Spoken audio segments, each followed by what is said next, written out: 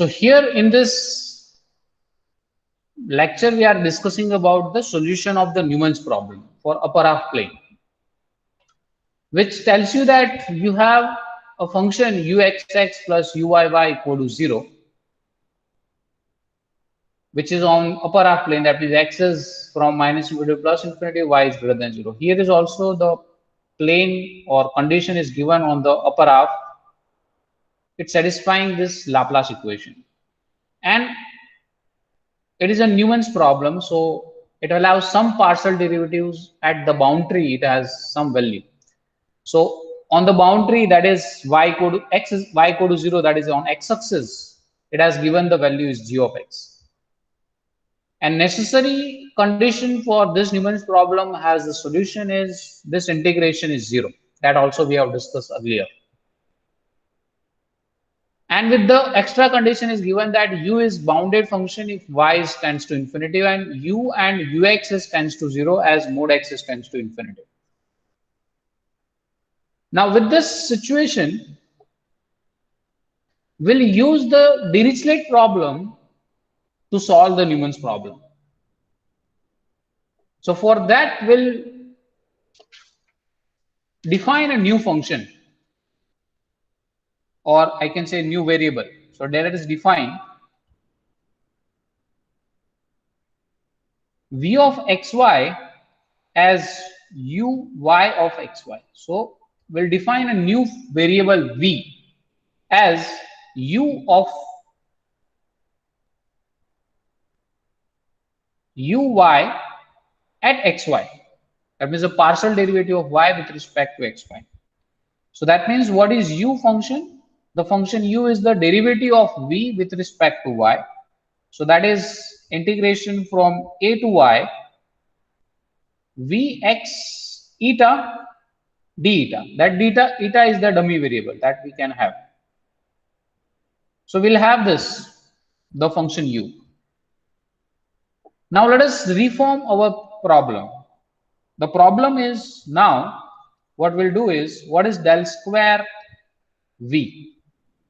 Del square v is nothing but the del square uy. That is del by del y of del square u.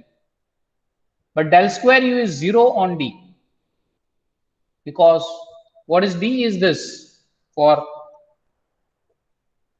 upper half plane. So I can just write down instead of d, I can say that therefore del square v is 0 if your value of x is between minus infinity to infinity and y is greater than 0.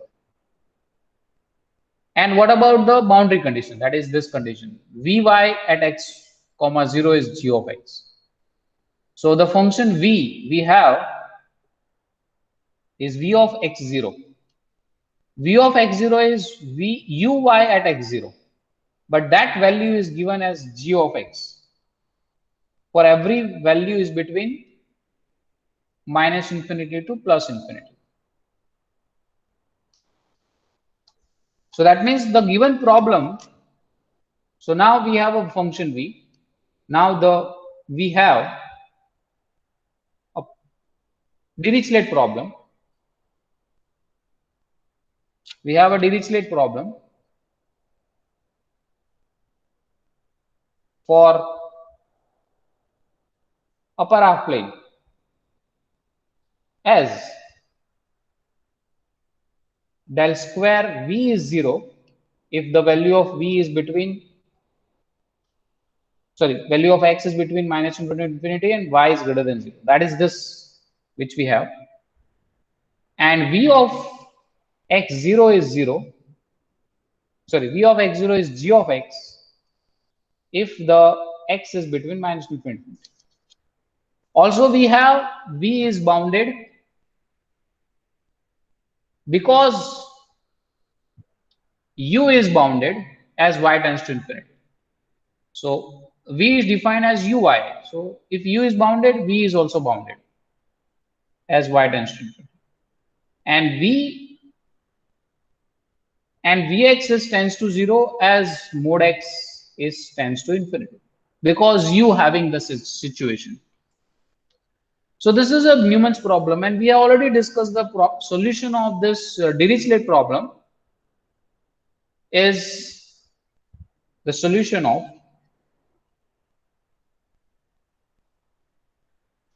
Dirichlet problem we already discussed earlier.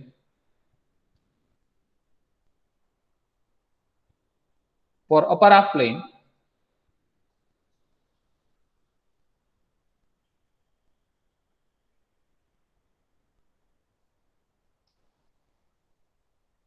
is u of xy. So instead of u, we have v. V of xy is equal to y upon pi integration from minus infinity to infinity f, but instead of f, we have a function g. So it is g of xi minus x square plus y square dz. That is, instead of f, we have a function g here. So this is my v. Ultimate goal is to obtain u.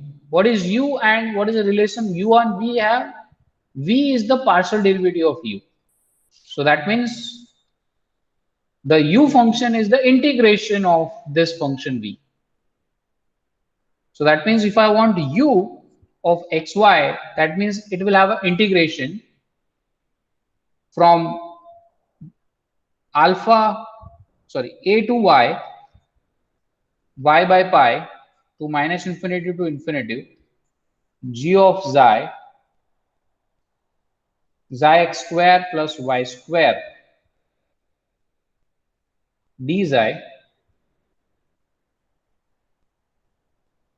entire integration with respect to eta. But now instead of y, we need to substitute eta because it is the function of eta. So it is eta square here, eta and eta, wherever y is there. So ultimately what we can get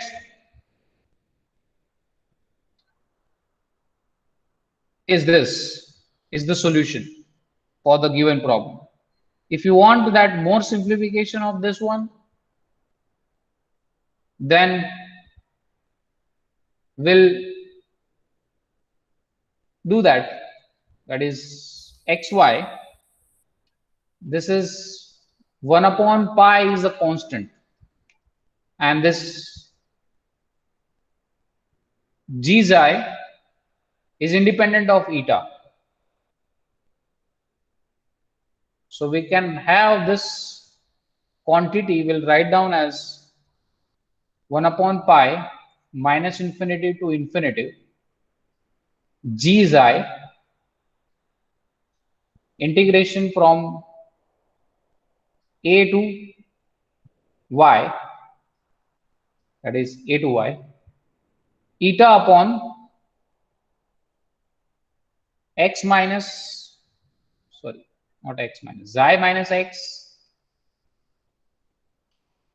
square plus eta square d eta, entire integration with these. So I'm just interchanging this role of these integrations. Now you just observe that if I want to integrate this quantity, it is the integration is with respect to eta. So here it is eta square, just multiplying and divide by 2. So the derivative of the denominator is the numerator. So the derivative of this one will be gives me. So I'm just taking it as f dash of x upon f of x dx. So integration of this one is log of f of x, that we know. The derivative of the denominator function is the numerator, then it is a log of f of x.